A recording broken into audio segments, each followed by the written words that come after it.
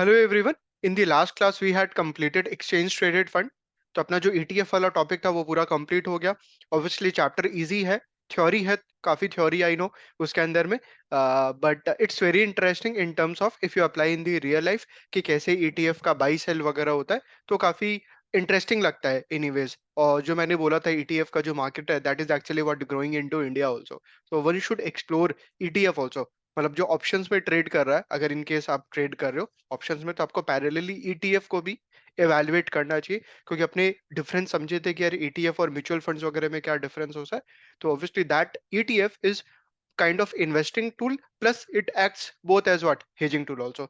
तो आपका investment tool भी बन सकता है, हेजिंग टूल भी बन सकता है। ऑब्वियसली जो ऑप्शंस होता है those are more treated in terms of the hedging tool as compare to the ETF. Yes, ETF is more kind of investing for the long term. जो ईटीएफ है वो अपना ज्यादातर लॉन्ग टर्म इन्वेस्टिंग के point of view से आप evaluate कर सकते हो। ठीक है, तो डिस्कशन अपना कंप्लीट हो गया, क्विज़ेस का क्वेश्चंस वगैरह सब कुछ कंप्लीट हो गया। आज अपने को रीडिंग्स का क्वेश्चन स्टार्ट कर रहे हैं। Let me just share my screen here and I hope आप रिवाइज तो किए ही होगे। वो इम्प्लाइड ही है कि जब भी आप को रीडिंग्स का क्वेश्चंस देख रहे हो, ठीक है, तो मैं अब मान के चल रहा हूँ कि आप रिवाइज कर लिए हो already the topic which we have discussed in the class. Then you are doing the questions practice. चलो स्टार्ट करते हैं। Question number one, which of the following statements regarding ETF exchange traded fund is correct. बोलो कौन सा statement ETF के लिए correct है। सबसे पहला, ETFs disclose their holdings on a quarterly basis. बोलो ईटीएफ्स को अपना होल्डिंग्स क्वार्टरली बेसिस पे बताना पड़ेगा। अरे वो लोग को तो डेली बेसिस पे वो लोग एनईवी रिपोर्ट करता है। ETF is regulated by SEBI, right, because those are what exchange traded. तो ये बोल रहा है कि यहाँ पे they have to disclose their holdings on a quarterly basis. वो तो डेटा डेली बेसिस पे अवेलेबल होता है, वो लोग का एनईवी रिपोर्ट होता है, राइट। मतलब NEV in the sense that fair value, और जो मार्केट में चल रहा है that is actually what price. Second, ETFs trade in both primary market and secondary market. Yes, they trade in both primary market and secondary market. तो primary market में कौन trade करता है? That AP authorized participants, and secondary market में कौन trade करता है? अपने investors। तो which of the following statement regarding ETF is correct? तो ऑप्शन नंबर ए रॉन्ग है, ऑप्शन नंबर बी करेक्ट है। Trade in both primary market and secondary market. Option number C, offer a creation or redemption mechanism that allows any investor to create or redeem shares. Yes, ETF allows creation and redemption mechanism, but it allows any investor or authorized participants। सिर्फ AP को allowed है, अपने थोड़ी create या redeem कर सकते हैं। ETF का जो शेयर्स है अपने एज ए इन्वेस्टर थोड़ी क्रिएट रिडीम या क्रिएट कर सकते हैं, right. That is allowed only to the APs. तो option number C is wrong, option number A is wrong, option number B is correct. Question number two, the list of securities that a particular ETF wants to own, which is disclosed daily by all ETFs, is referred to as what? बोला the list of securities, जो ETF sponsor है ना, ये ETF fund manager, वो daily basis पे list of securities बोलता है यार उसको कौन सा चाहिए, which is disclosed daily by all ETFs, is referred to as what? Creation unit, creation basket, redemption basket. It is actually what? Creation basket। कि कौन सा सर उसको basket of securities जो ऑथोराइज पार्टिसिपेंट है वो ला के दे, और उसके बदले उसको वो क्या दे? ETF shares. जो ईटीएफ शेयर्स होता है that is actually what? Creation unit. Whereas जो बास्केट ऑफ सिक्योरिटीज होता है that is actually known as what? Creation basket. तो which is disclose daily by all ETFs are creation basket. Question number three, when an authorized participant transacts to create or redeem ETF shares, the related costs are ultimately borne by solely by the ETF sponsor। बुरा ultimately कौन bear करता है? अरे देखो, authorize participant obviously absorbs all the cost of the ETF, but यहाँ पे पूछा आपसे अल्टीमेटली कौन बियर करता है? Solely by the ETF sponsor? No. By transacting shareholders? Yes. जो शेयर होल्डर्स बाई सेल कर रहे हैं एटीएफ को, they will bear the bid ask spread proportionately by all existing ETF shareholders. No, it is not borne by the existing shareholders. It is borne by the transacting shareholders। जो transact कर रहे हैं, by sell कर रहे हैं, वही तो सारा का सारा खर्चा क्या करने वाला है? बियर करने वाला है। Option number B is correct. यही तो फायदा है ईटीएफ के अंदर में as compare to the mutual fund. जो ट्रेड कर रहा है, बाई सेल कर रहा है, उसको खर्चा बियर करना पड़ेगा, और जो बाई करके होल्ड किया हुआ है they are actually what? Protected from the costs. तो option number B is correct. Question number 4, assuming arbitrage costs are minimal, बोल रहा मान लो arbitrage cost जो है वो minimal है, which of the following is most likely to occur when the share price of an ETF is trading at a premium to its intraday NAV? बोल रहा assuming arbitrage cost minimal है, share price of the ETF it is more than the NAV of the ETF, तो क्या होगा आप खुद बताओ। Creation creation होगा ना, क्योंकि जो NAV है, fair value of the basket of securities, वो कम है। तो सर जो ऑथोराइज्ड पार्टिसिपेंट है वो क्या करेगा, वो मार्केट से basket of securities he will buy, he will give that basket of securities to the ETF sponsor, and against that ETF sponsor will give that creation unit or ETF shares to the authorized participants, and AP will sell the ETF into the open market, just like creation of basket होगा यहाँ पे। Option number A, new ETF shares will be created by the ETF sponsor. Perfect. Option number A is correct. New ETF shares will be created by the ETF sponsor. Redemption basket will be received by AP from the ETF sponsor. ये correct है option number B. कब? जब ETF का जो price है that is less than what NAV, मतलब discount पे अगर ट्रेड कर रहा है then there will be a redemption. Retail investors will exchange basket of securities that the ETF tracks for creation unit. पूरा retail investors will exchange basket of securities that the ETF tracks for creation unit. No, retail investors will exchange creation unit ना, ETF shares by करेगा ना। Retail investors तो ETF shares by करेगा, क्यों? क्योंकि sir जो ETF का price है वो ज्यादा है as compare to the NAV। तो जो ऑथराइज्ड पार्टिसिपेंट है what they will do, they will buy the creation basket from the market, that is given to the sponsor, and sponsor क्या देगा, ETF शेयर्स देगा। ETF शेयर्स या creation unit को जो authorised participant है वो क्या करेगा, सेल करेगा टू दी ओपन मार्केट और into to the retail investors. तो retail investors will exchange basket of securities that the ETF tracks for creation unit. No, the basket of securities will be exchange by the AP, not by the retail investors. Option number A is correct. वो structure रखना, याद रखना बहुत जरूरी है। वो structure याद रखना बहुत इंपॉर्टेंट हो जाता है यहाँ पे ये सब आंसर्स देने के लिए। Is it fine? Next item set, question number 5 to 10। तो ऑब्वियसली देखो यहाँ पे स्टैंड अलोन क्वेश्चन पूछा था, it's like more level 1 representative है ये सब क्वेश्चंस, जहाँ पे आइटम सेट नहीं है। क्वेश्चन नंबर 5 to 10 ये आइटम सेट लग रहा है।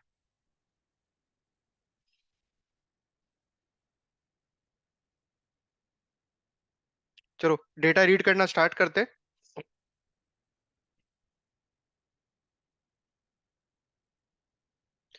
Routledge is a senior portfolio strategist for an endowment fund. तो रूटलेज कौन है? Senior portfolio strategist for an endowment fund. Okay, मतलब इंस्टीट्यूशनल इन्वेस्टर हो क्या, endowment fund. Routledge meets with recently hired junior analyst Stossur to review the funds holding. Okay, तो Routledge is a senior portfolio strategist and he is recently hired the junior analyst जिसका नाम क्या है, Stossur, to review the funds holding, कि यार fund का जो holding है उसको क्या करना है, रिव्यू करना है। Rutledge asks Stosur about the mechanics of ETF. Stosur responds by making the following statement. Statement number 1. Unlike mutual fund shares that can be shorted, ETF shares cannot be shorted. बोला कि unlike mutual funds shares that can be shorted, unlike word क्या use किया, unlike। बोला जैसे mutual funds का जो shares है, holdings है, उसको अपने शॉर्ट नहीं कर सकते, similarly ETF shares cannot be shorted. Is it correct और रॉन्ग, बताओ। जो म्यूचुअल फंड का शेयर्स है, सर जो म्यूचुअल फंड का होल्डिंग्स है बोले उसको शॉर्ट नहीं कर सकते, सिमिलरली ETF शेयर्स को भी शॉर्ट नहीं कर सकते। नो, ETF शेयर्स को अपने शॉर्ट कर सकते हैं, ETF can be shorted, right. Mutual funds का जो शेयर्स है उसको शॉर्ट नहीं कर सकते। Mutual funds are not allowed, they will go only what long, they can not short, whereas ETF shares can be what shorted. तो statement number 1 wrong है। Statement number 2, in the ETF creation or redemption process, the authorized participants absorb the costs of transacting securities for the ETF portfolio. Perfect. पूरा authorized participant क्या करता है, जो भी transacting securities का जो cost है उसको absorb करता है। Obviously, ultimately it is borne by whom? Shareholders. जो transact करता है उनको bear करना पड़ता है, but yes, in the first instance, AP absorbs all the costs. Statement number 2 is correct. Statement number 3, if the ETF shares are trading at a discount to the NAV, याद करने का try करो। पूरे ETF shares अगर discount पे trade कर रहा है NAV के, तो क्या होगा, what will be the process? कि सर जो ऑथोराइज्ड पार्टिसिपेंट है वो कैसे ट्रांजैक्ट करेगा। ETF shares is less than NAV, इसका मतलब एनएवी ज्यादा है मार्केट में, एनएवी ज्यादा है तो वो क्या करेगा, जो ईटीएफ शेयर्स है उसका प्राइस कम चल रहा है। आप सोच के बताओ क्या करना है। मैंने ऑलरेडी यहाँ पे आपको रिमाइंड करवा दिया क्रिएशन का, अपने यहाँ पे बात की है ना एक जगह, ये रहा क्रिएशन का, तो रिडेम्पशन का एकदम ऑपोजिट हो जाएगा। क्रिएशन में अपने क्या बात कर रहे थे कि सर वो मार्केट से बास्केट ऑफ सिक्योरिटीज बाई करेगा, जो फंड स्पॉन्सर है उसको देगा, उसके बदले ईटीएफ शेयर्स लेके उसके एक्सचेंज में स्वैप में वो मार्केट में ईटीएफ शेयर्स सेल कर देगा। और यहाँ पे क्या होगा, पूरा ऑपोजिट। यहाँ पे क्या होगा, पूरा का पूरा ऑपोजिट, मतलब वो ईटीएफ शेयर्स जाके किसको देगा, फंड स्पॉन्सर को या ईटीएफ स्पॉन्सर को देगा, उसके बदले he will get what, basket of securities, and basket of securities will be sold into the open market. क्या लिखा है, if ETF shares are trading at a discount to NAV and arbitrage costs are sufficiently low, APs will buy the securities in the creation basket. No, there will be a redemption. अरे अगर ETF का जो price है वो कम है as compare to the NAV, मतलब अगर डिस्काउंट पे ट्रेड कर रहा है तो सर प्राइस अगर कम है तब तो आप रिडीम करोगे ना। APs will buy the securities in the creation basket and exchange them for the ETF shares from the ETF sponsor. Wrong.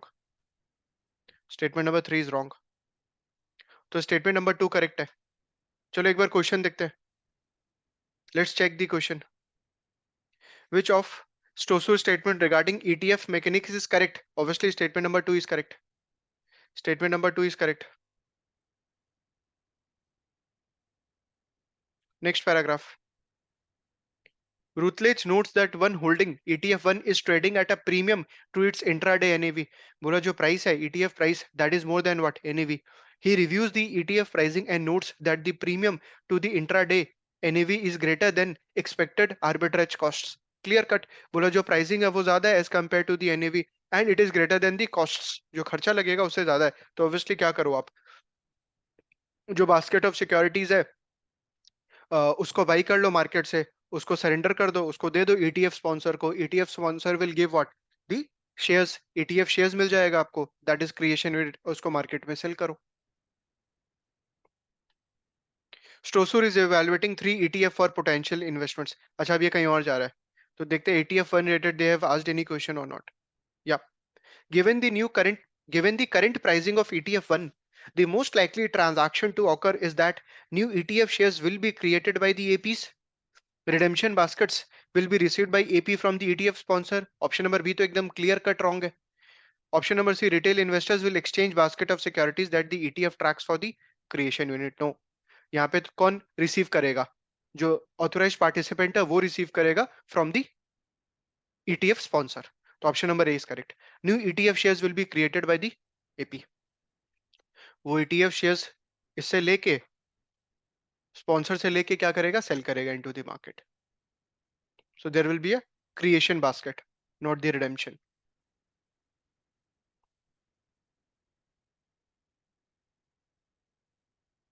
One second. देखो यहाँ पे ऑप्शन नंबर सी और बास्केट ऑफ सिक्योरिटीज, और यहाँ भी I think option number C same ही था ना स्टेटमेंट। हाँ सेम है।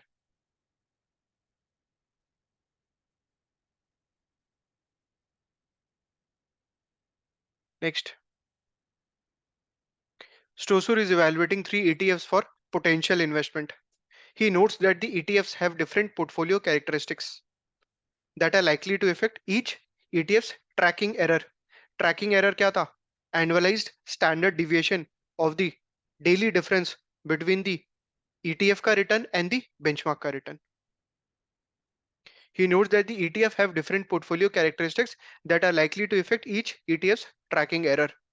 A summary of the characteristics for the ETF is presented in exhibit number 1. ETF characteristics affecting tracking error. ETF 2, 3, 4. Portfolio construction approach. Full replication. ETF 3 representative sampling. ETF 4 full replication. Sir इसका मतलब क्या हुआ, इसका मतलब ये हुआ कि अगर मान लो इंडेक्स के अंदर में we have 50 stocks in our portfolio, we will take those 50 stocks. That is actually what, full replication. You are replicating fully, copy paste कर रहा पूरा का पूरा. Whereas sampling, representative sampling का मतलब, if index is consisting of 50 stocks, I am taking 20 stocks in my portfolio out of that index. So that is actually what sampling. तो ETF2 बोल रहा फुल रेप्लिकेशन होगा, ETF3 रिप्रेजेंटेटिव होगा, ETF4 full replication होगा. Type of foreign holdings, इसमें local shares होगा, ADR होगा, इसमें एडीआर होगा.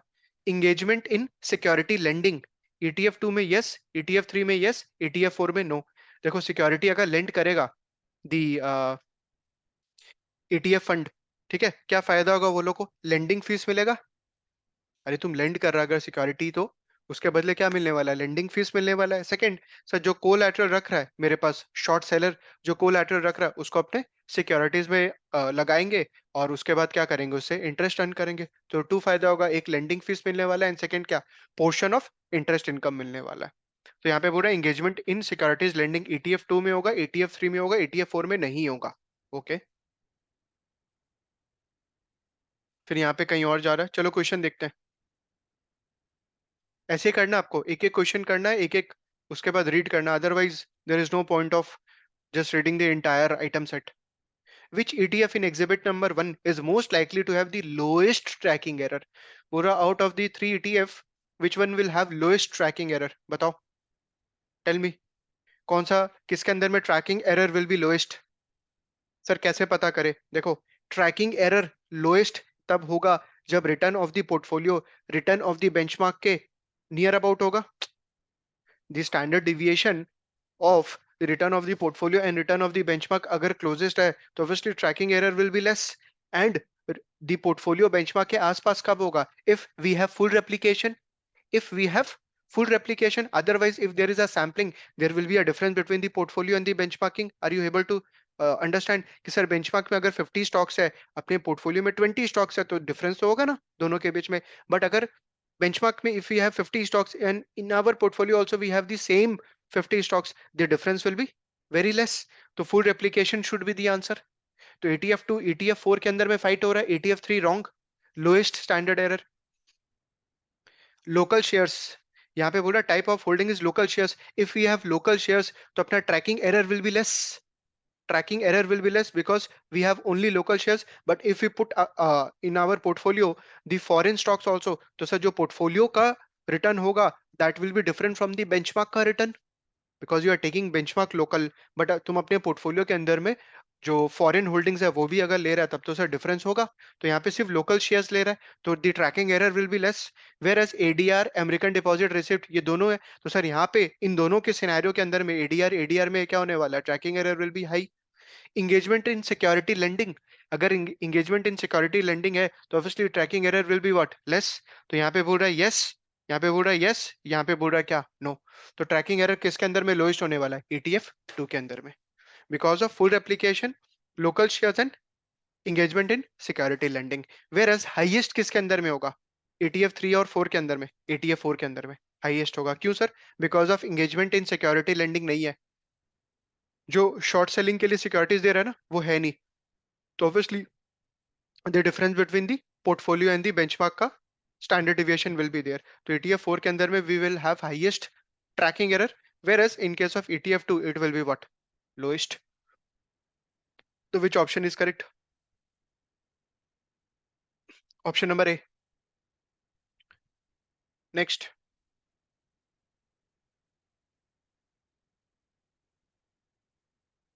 Routledge and Stosur discuss the factors that influence ETF bid-ask spread.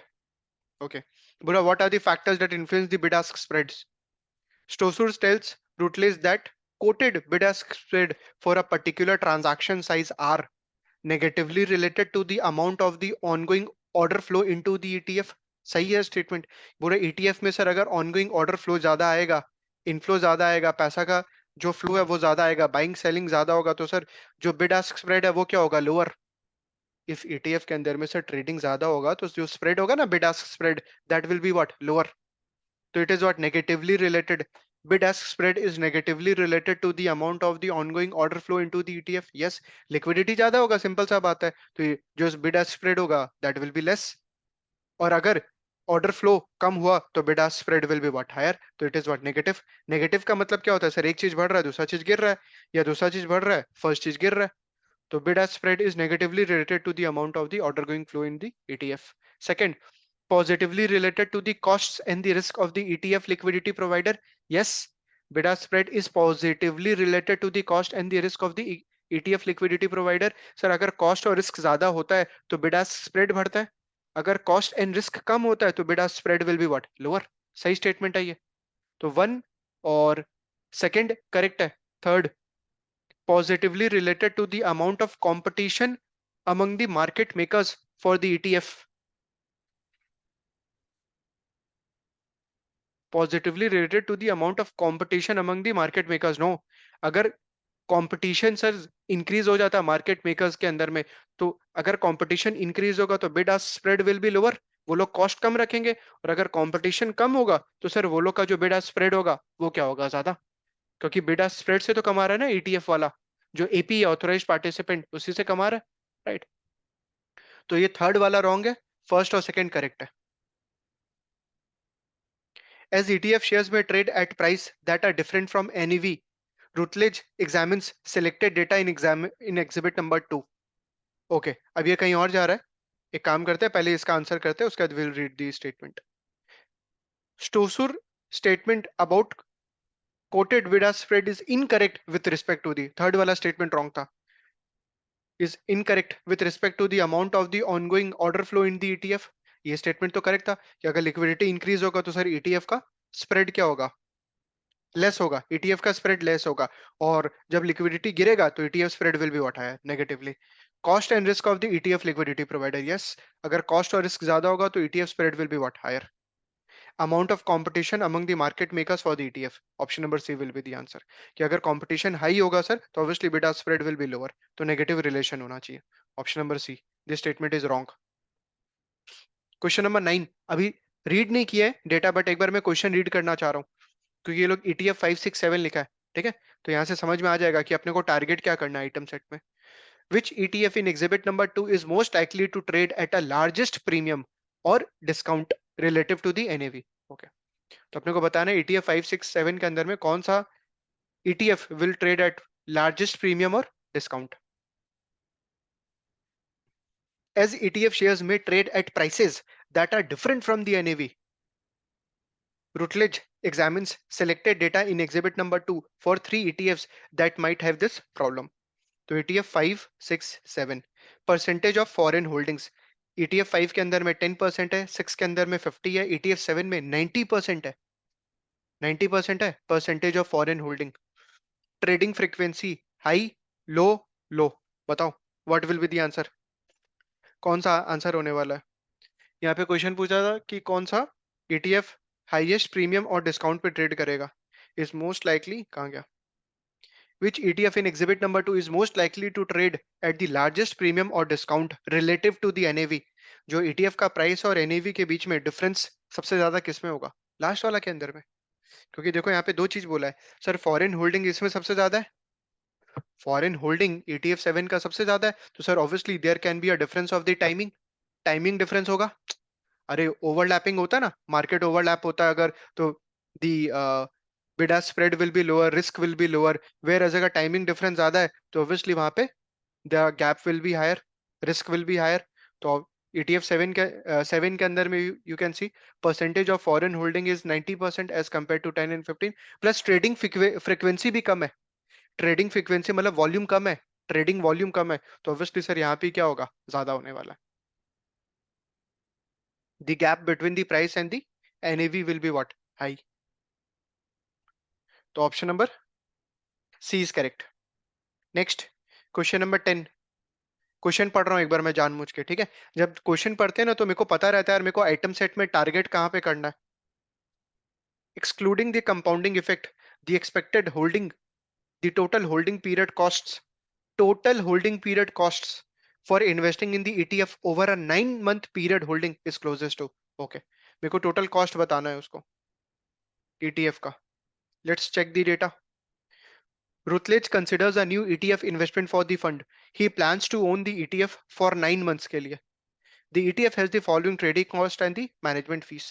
Annual management fee of 0.32%. Annual management fee है, but उसका holding period कितना है, 9 months only. ठीक है, तो we'll have to proportionate this 0.32 into 9 by 12. Round trip trading commission 0.2%, इसको into 2 कर दे। Round trip, गलती मत करना, ऑलरेडी राउंड ट्रिप लिखा है ये लोग। अरे अपने जब क्वेश्चन किए थे स्क्वाइजर का, वहां पे क्या था कि सर सिर्फ कमीशन था, इंटू 2 कर रहे तो to calculate what, round trip commission cost. यहाँ पे राउंड ट्रिप ऑलरेडी आपको इंटू 2 करके दिया हुआ है। सर कैसे पता लगा? अरे ये रहा ना वर्ड राउंड ट्रिप, तो ऑलरेडी इंटू 2 किया हुआ है। Is it fine? Buy sell दोनों मिला के। Bid offer spread of 0.10 on purchase and sale, तो इन तीनों को ऐड कर दो, that will be the total cost. 0.32 plus 0.2 plus 0.10 कितना आएगा? 0.62, 0.62% will be the cost. Is it fine? Routledge asked Stoso to compute the expected total holding period cost for invest, नहीं नहीं एक सेकंड, 0.32 को ऐड नहीं करेंगे, इंटू 9/12 करना है ना इसका। 0.32 तो इंटू 9/12 होगा, बताओ कितना आ रहा है? 0.32 into 9 divided by 12 plus 0.20 plus 0.10, it's coming 0.54%। तो 0.32 का 9/12 और इन दोनों को ऐड करना है, so it's coming 0.54%। Which option is correct? Check करते हैं। Option number A, option number A is correct. कोई गलती से अगर तीनों को ऐड कर दिया ना, तो देखो ये लोग एंटरटेन कर रहे ऑप्शन में। If you just add this 0.32 point plus 0.2 plus 0.10, they are actually given in the options, तो गलत हो जाएगा आपका। Option number A is correct. Next question number 11। Question number 11, अच्छा तो वो आइटम सेट कंप्लीट हो गया, 5 to 10 था, ठीक है। क्वेश्चन नंबर 11, क्वेश्चन नंबर 12, 13, 14, 15, 16, 17, 19, 20, 21, 22, 23, अच्छा 23 तक है। And if you see there is a stand alone question, item set नहीं है अब।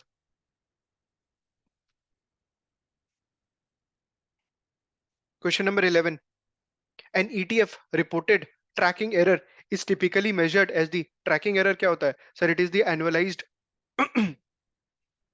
Standard deviation difference between the daily ETF का रिटर्न वर्सेस बेंचमार्क का return, is typically measured as the standard deviation of the difference in daily return between the ETF and its benchmark. No, annualized standard deviation होता है। Difference in the annual return between an ETF and its benchmark over the past 12 months. Wrong. बोला difference in annual return between an ETF and its benchmark over the past 12 months. ये तो active return हो जाएगा। Annualized standard deviation of the difference in the daily return between an ETF and its benchmark. Option number C is correct. Straightforward है। Question number 12. To best assess an ETF performance which reflects the impact of portfolio rebalancing expenses and other fee, an investor should review daily return differences between the ETF and its benchmark. तो बोल रहा है ETF का performance को assess करने के लिए which reflects the impact of the portfolio rebalancing expenses and the other fees, an investor should review daily difference between the ETF and the benchmark, perform a rolling return assessment between the ETF and its benchmark, compare the ETF's annual expense ratio with that of the others ETF in its asset class category. बताओ क्या होगा?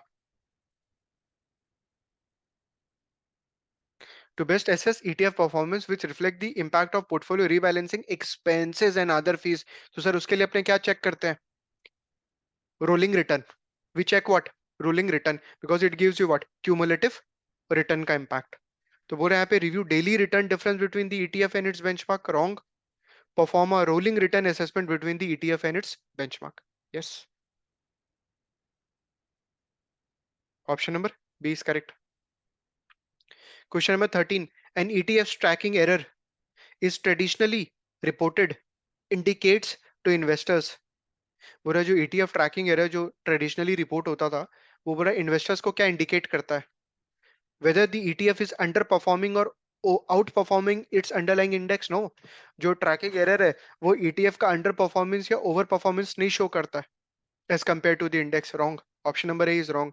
Option number B, the magnitude by which an ETF return deviate from its benchmark over time. Yes, the magnitude, sir, positive या negative, मतलब return of the portfolio ज्यादा है या कम है benchmark से, राइट उसका स्टैंडर्ड डिविएशन अपने कैलकुलेट करते हैं, आरपी माइनस आरबी, उसका standard deviation we calculate.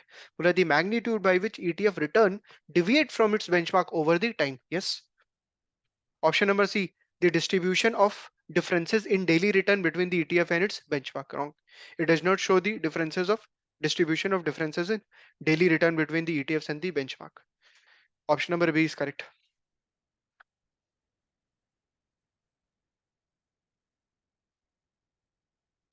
Question number 14. For a typical ETF, which of the following sources of tracking error is most likely to be the smallest contributor to the tracking error? ये अपने discuss किए थे. जो rebalancing and reconstitution का खर्चा होता है वो इंडेक्स पे बहुत ज्यादा नहीं होता, because that happens generally on a specific time, may be से क्वार्टरली. हेंस उसका जो एक्सपेंस होगा that will be what, smallest contributor. तो बोला for a typical ETF, which of the following sources of tracking error is most likely to be the smallest contributor to the tracking error? Representative sampling, fees and expenses incurred by the ETF, changes to the underlying index securities. तो बोला smallest contributor कौन सा होगा to the tracking error? Representative sampling, यही होगा.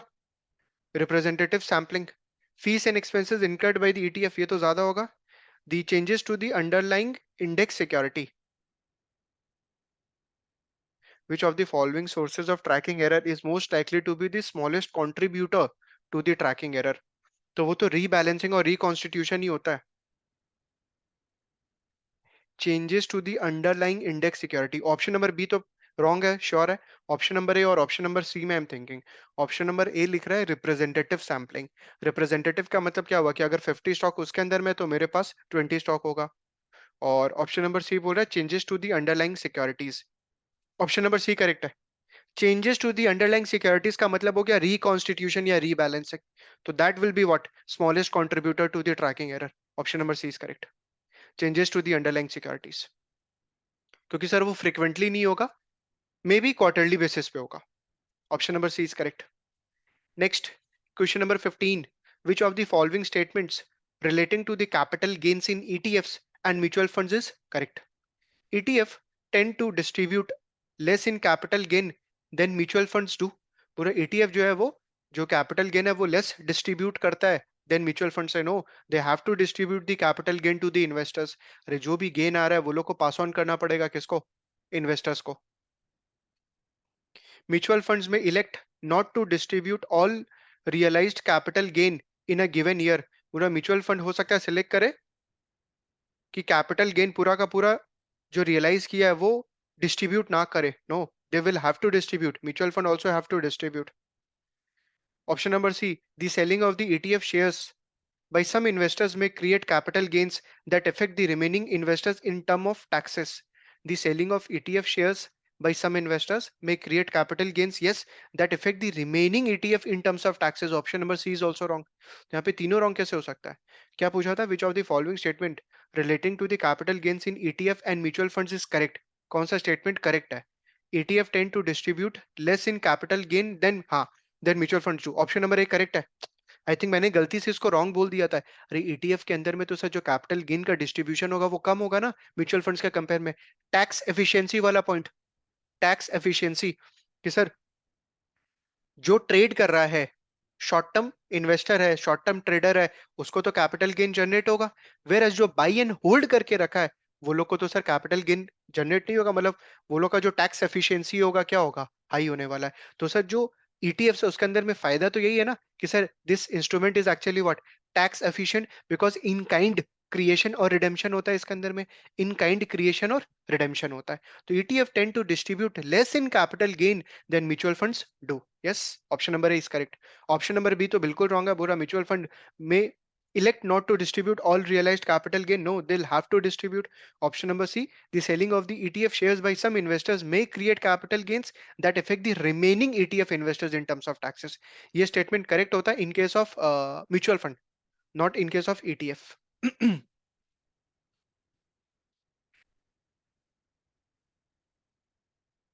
Question number 16.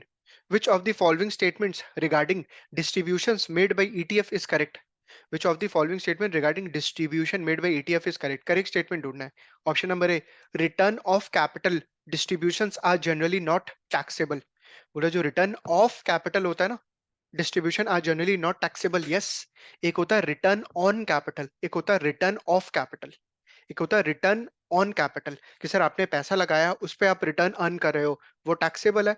But आपने जो capital लगाया, अगर उसमें से कुछ रिटर्न आ गया, वो टैक्सेबल नहीं है। सर मतलब नहीं समझ में आया। मतलब कि आपने फर्स्ट ईयर से you have invested 10,000 rupees, you have invested 10,000 rupees and in the next year you got say 1,000 rupees back, you got 1,000 rupees back, what is your net investment then? 9,000। अरे फर्स्ट ईयर आपने 10,000 लगाया, मैंने बोला next year में ना जो portfolio manager है उसने आपको 1,000 रिटर्न कर दिया, तो what is your net cost? 9,000। तो आपका कॉस्ट बेसिस कम हो गया, उस पर आप टैक्स पे नहीं कर रहे हो, because it is what, return of capital, not return on capital. Are you able to make a difference? Return of capital and return on capital. तो return of capital distributions are generally not taxable, yes. Correct statement बोला था, option number A is correct. Option number B, ETF generally reinvest any dividend received back into the ETF holding, no. पूरा ETF जो है वो जो भी dividend receive कर रहा है ना अपने होल्डिंग से, उसको री इन्वेस्ट कर देगा वापस से, मतलब वापस से सिक्योरिटीज बाई कर लेगा, no. They will pass on that dividend to the investors. Option number B is wrong. Option number C, a dividend distribution is a distribution paid to the investors in excess of an ETF funding. No, a dividend distribution is a distribution which is paid to the investors out of the earnings. अरे earnings जो जो भी profit कमा रहा है तो तुम उसी में से तो डिविडेंड देगा ना, ओवर एंड अबव थोड़ी देगा अर्निंग्स के। यहाँ पे लिखा in excess of an ETF funding, no, the dividend distribution will happen out of the ETF funding, it will not be excess of ETF fundings. Option number B, option number C is wrong, option number A is correct.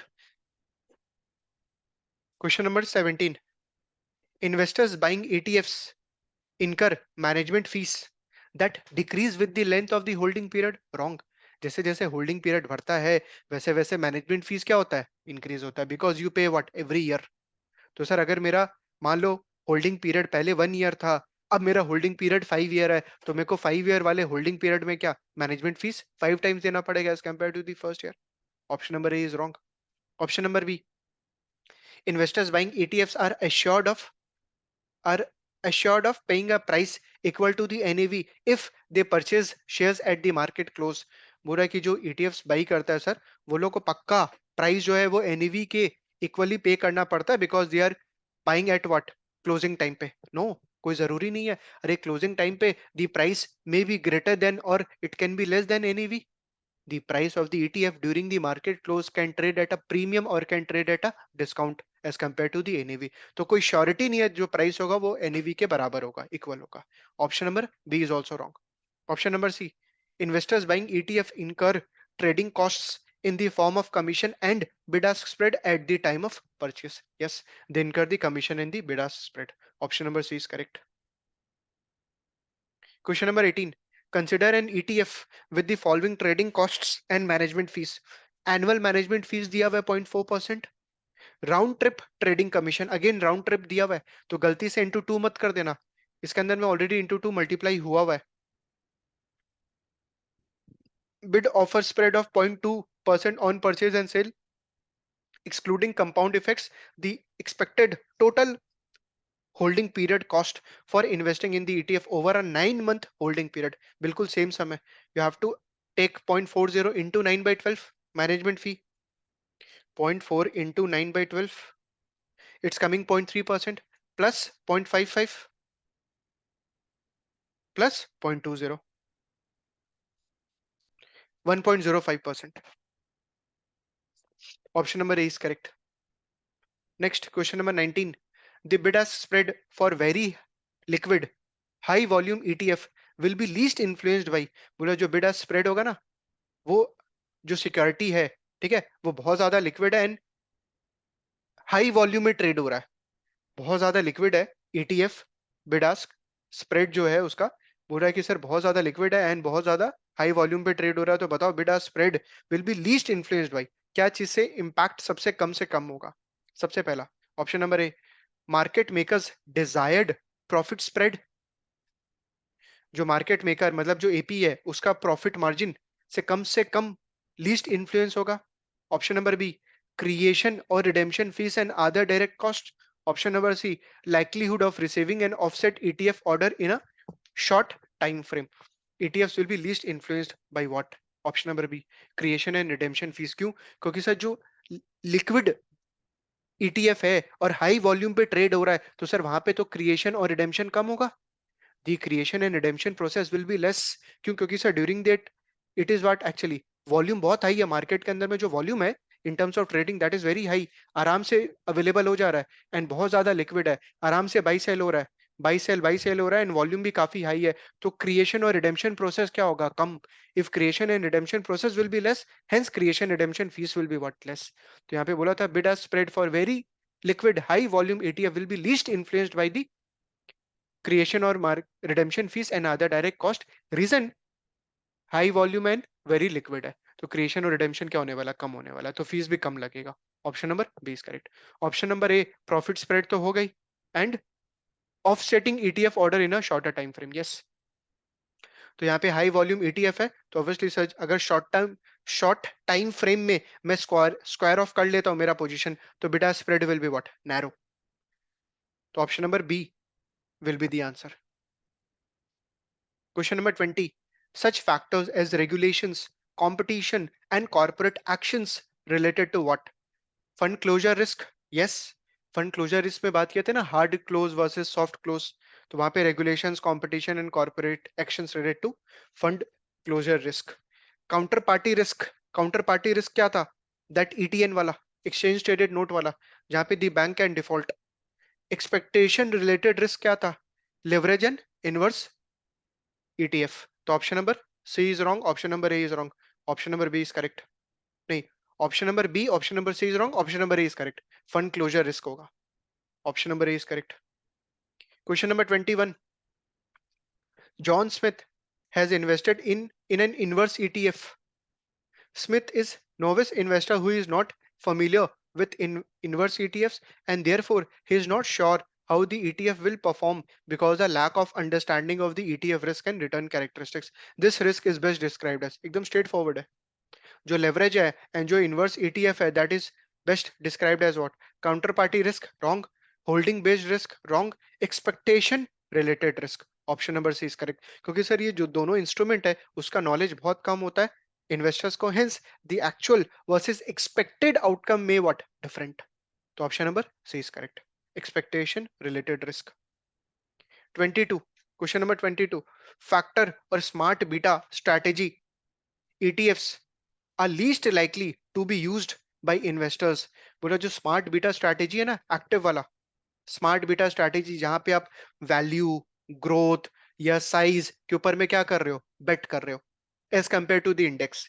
तो बोला factor और smart beta strategy ETFs are least likely to be used by investors. क्या चीज के लिए use नहीं करेगा? To modify portfolio risk, they can use for tactical trading purpose. No, tactical trading क्या होता है? शॉर्ट टर्म होता है। टैक्टिकल ट्रेडिंग क्या होता है? Short term, whereas smart beta is what actually long term. To seek outperformance versus a benchmark. Yes, तो option number C, option number A दोनों करेक्ट स्टेटमेंट है।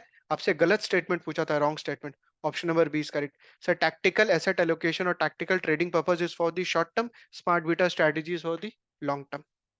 Option number B will be the answer. Question number 23, I think last question है, या this is the last question. Which of the following statements regarding applications of ETFs in portfolio management is correct? Option number A, equity ETF tend to be more active than fixed income ETF. Wrong. Fixed income ETF tends to be more active than the equity ETF. क्यों? क्योंकि वो less liquid होता है। इसका स्क्वाइजर में एकदम straight forward question भी था, इफ यू रिमेंबर। तो option number A is wrong. Option number B, the range of risk exposure available in the futures market is more diverse than that available in the ETF space. Buddha, the range of risk exposure available in the future market is more diverse than that available in the ETF space. No, the ETF space का जो risk exposure है उसका जो range है that is more diverse as compared to the futures market. क्योंकि वो अलग अलग सेक्टर का हो सकता है ETF। तो option number B is also wrong, option number A is also wrong. पूछा क्या था? Correct statement.